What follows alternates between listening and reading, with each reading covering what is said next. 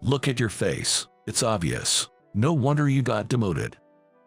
Every day, at my demotion destination, I get sarcastic comments from a female boss who is more than a decade younger than me. Having been demoted from the headquarters to a regional office, I was living a lackluster life. However, one day, an unbelievable project came from the headquarters, and my female boss faced an unexpected problem. The action I took while she was panicking was: my name is Mike, a divorced 53-year-old who was demoted. The sales office I was demoted to was in a more remote town than I expected. Public transportation mainly consisted of buses in a car-centric society.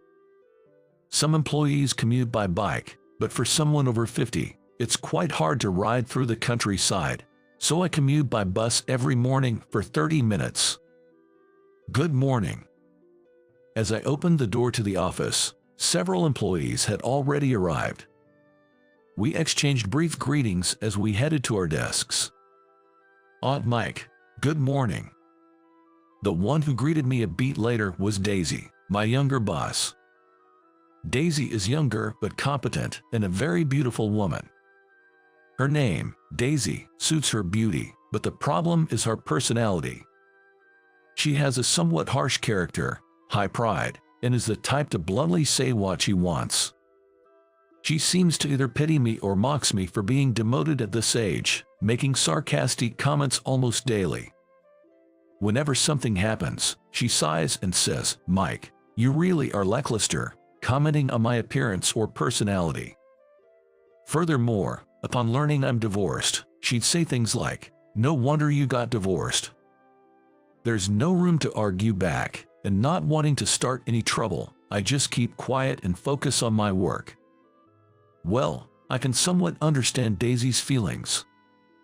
As someone in charge of the office, she would want competent subordinates, but here, everyone has been demoted from the headquarters. Either oddballs or employees who messed up at the headquarters. Dealing with such employees must be quite stressful for her. Daisy was always irritable, and that seemed to affect the overall atmosphere negatively. Then one day, our sales office was hit with a troublesome problem. It was more like it was pushed onto us by the headquarters. Daisy, having received a call from headquarters, was at a loss. "Daisy, what's wrong?" "Got a call from headquarters. Seems like they're short-staffed. They specifically asked for you." I was surprised and ended up giving her a second look. If the New York headquarters were short-staffed, they should be able to call for help from a closer office. So why call from a remote place like ours? It turned out the call was about wanting her to join in entertaining an important client. Oh, an important client. Company A, right. I sighed, realizing what it was about. Company A is a major client for us, and Chris, the division manager, insists on having beautiful women accompany him at entertainments. Usually, a nice and pretty female employee from the headquarters would handle the entertaining, but she was out sick and couldn't come to work. With the entertainment scheduled for the day after tomorrow, Daisy was chosen as a substitute. It makes sense since Daisy is famously beautiful. I figured she would meet Chris's standards, but it meant she had to come all the way to New York just for this entertainment. The reason she was chosen probably also had to do with her being in a position difficult to decline. I don't know anything about New York. Daisy wasn't originally from New York, which added to her worries in a different sense. Maybe it's time for me, who grew up in New York and worked at the headquarters, to step in. While bracing for a possible scolding for meddling, I cautiously suggested an idea to Daisy. "Hey, if you'd like, maybe I could come along with you." "Huh?" Her eyes, which seemed anxious, turned to me, and for a moment, they appeared to sparkle. But then, as usual, her brows furrowed with suspicion. "What's this about? You find my trouble amusing?" "No, it's not like that." I carefully continued, trying not to hurt her pride.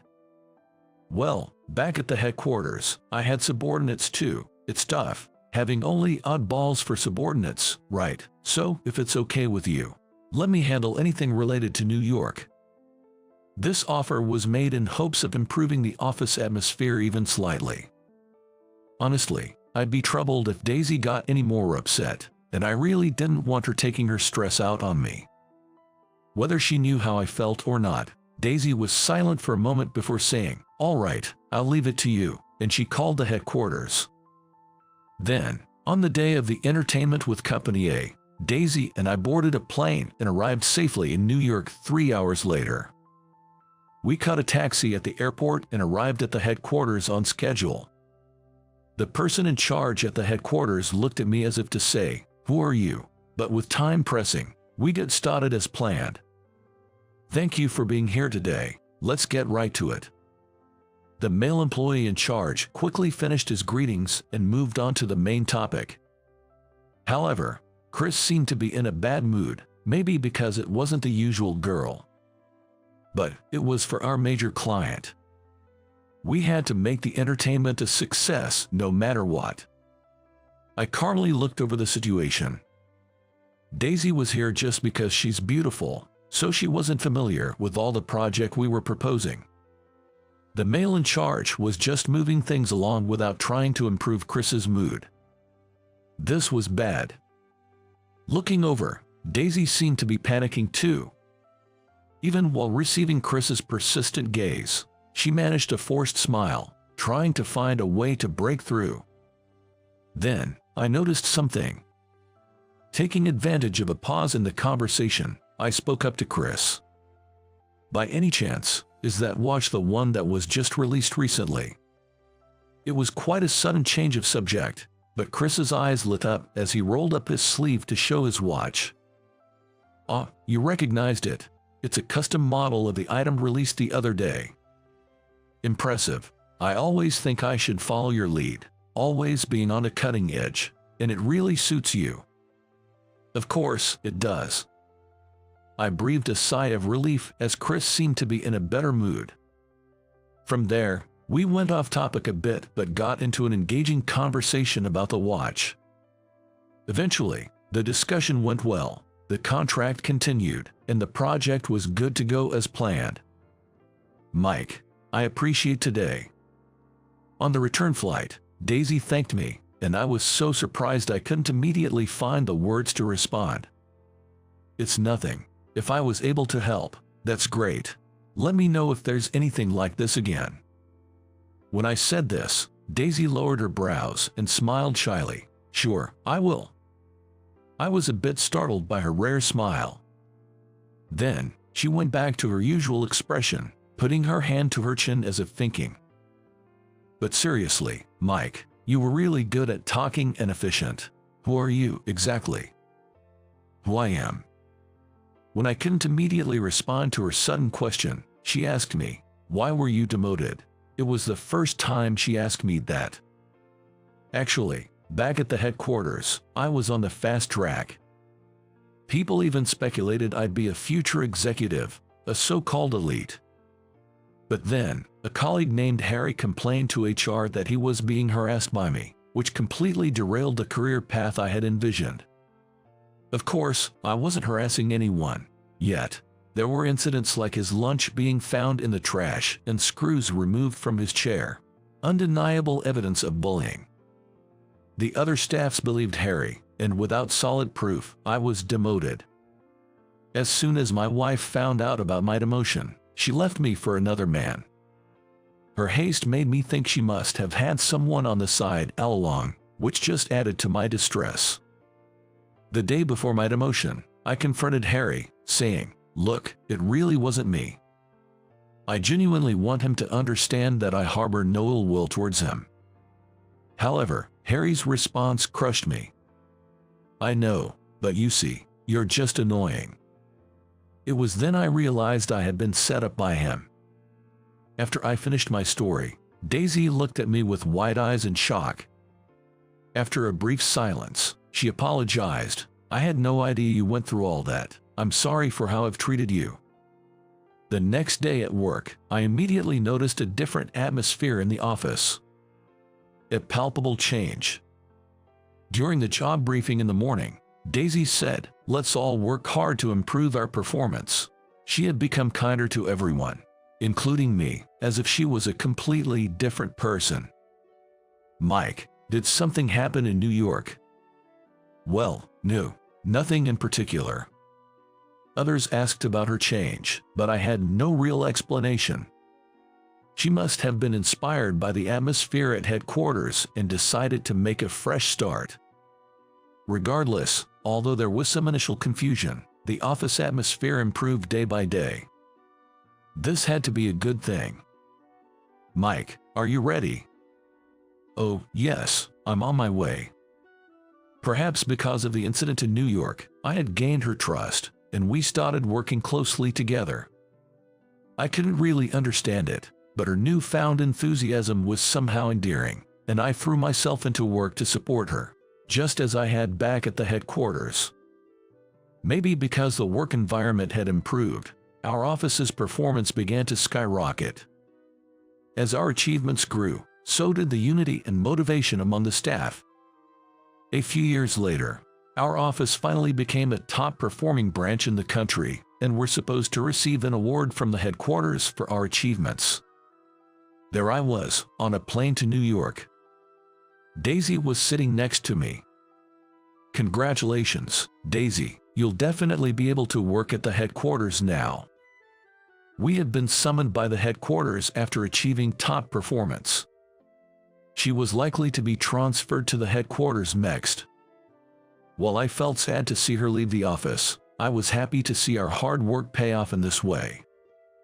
But Daisy just shook her head, indicating that didn't matter to her.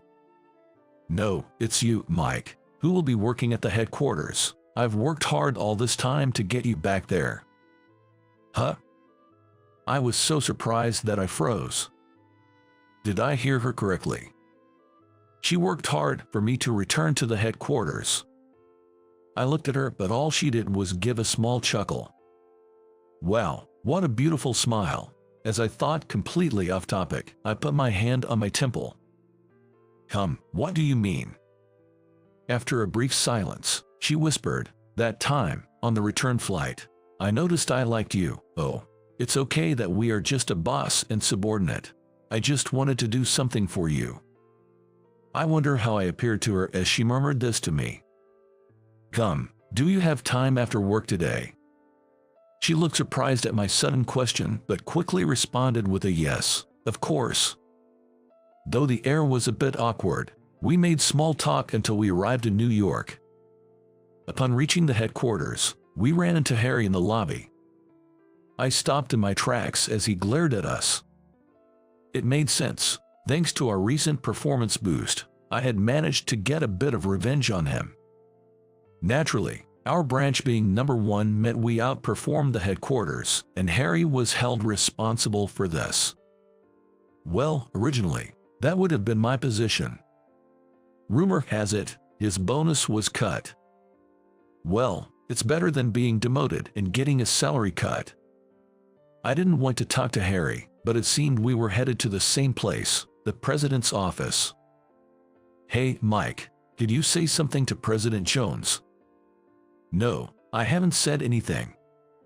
While on our way to the president's office, Harry asked me in a low voice and then clicked his tongue in response. Harry seemed unsure why both of us were called in together.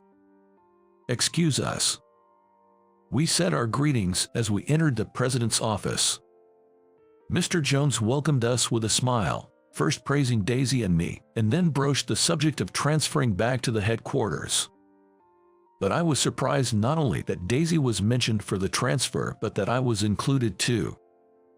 Harry looked shocked and blurted out, "With all due respect, Mr. Jones, Daisy is one thing, but he has caused trouble at the headquarters." As Harry spoke, the smile disappeared from Mr. Jones's face. Trouble? What trouble was that again? The atmosphere turned tense. Harry seemed taken aback. Ignoring Harry, Mr. Jones turned to me and apologized. "I wanted to apologize to you, Mike. I'm sorry. I was confused." Mr. Jones, you don't have to apologize. I know you're excellent. Daisy called me several times, asking me to investigate the harassment claims between you and Harry. If it turned out there was no harassment, we could confidently bring you back to the headquarters. Huh, Daisy did. I glanced at her, and she averted her gaze, looking a bit embarrassed. Mr. Jones continued. Upon further investigation, we found absolutely no evidence of any wrongdoing. It seems like HR dropped the ball here. Harry, who was harassing you? I wonder. Looking at Harry, he was pale and sweating profusely. It seems Mr. Jones had done a thorough investigation. The conclusion seemed to be that it might have been a case of self-sabotage by Harry. Harry was speechless. Harry, you've mishandled a valuable employee and caused significant losses to the company. You'll have to face the consequences. But Harry was ordered to be dismissed but glared at me without offering an apology. Mr. Jones and Daisy sighed in disbelief. As I mentioned earlier, aside from the trouble with you, he's been causing trouble within the company. I later learned from Mr. Jones that there had been complaints about Harry's behavior towards his juniors. As a result, no one defended Harry, and everyone at the headquarters apologized to me, saying, "Sorry for believing Harry over you." Later, Mr. Jones officially appointed me. He named me the Human Resources Director. I nodded and then requested, "I have one favor. I'd like Daisy to join my department." Daisy was surprised, but Mr. Jones smiled warmly and nodded in agreement. On our way home, I took the opportunity to confess my feelings to Daisy. She blushed from ear to ear and muttered, "It's just cold," before responding with a hug instead of words. And I whispered in her ear, "Thanks to you, my life is back on track." I never thought I'd experience love like this at my age, but it's truly wonderful to be able to share life with someone. The next day, my first day back at the headquarters, I felt nervous. Despite being over 50, I felt like a new graduate. Taking a deep breath, I opened the door to my new department. "It's okay, I'm not alone anymore." "Good morning," I said with determination, and was greeted by her familiar voice and smile in return.